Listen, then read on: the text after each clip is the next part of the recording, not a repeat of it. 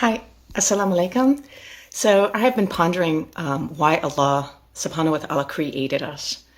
And I realize I asked this question like I'm the subject of the story. Like the question is, what is my purpose? What am I here to do? What is the point of my life? But there's another way of understanding this. First of all, we know that Allah subhanahu wa ta'ala in his pure essence is beyond all relation, beyond all description. He needs absolutely nothing. But Allah also has another aspect called al-uluhiyya, divinity.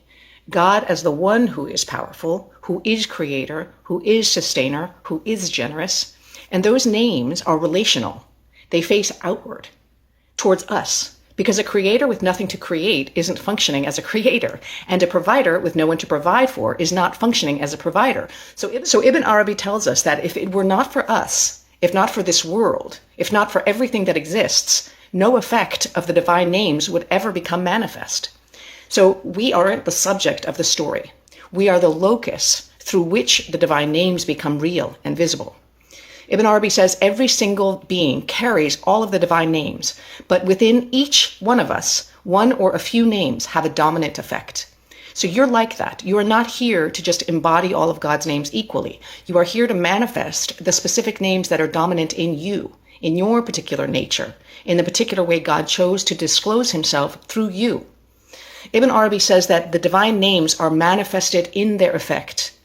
So vision does not see generosity or mercy. Hearing does not hear generosity or mercy. It is through us, through his Khalifa, our actions, our words, and our orientation in the world that the effects of the divine name are revealed. And this is what makes your existence irreplaceable. Because when someone encounters your specific quality of generosity, or your particular way of showing mercy, or your characteristic tenderness, Ibn Arabi would say that they have literally witnessed a divine name in form, not metaphorically, because the form is the divine name made visible. So the question isn't simply, why did God create us? The deeper question, the one which is actually yours to answer, is which names am I here to embody?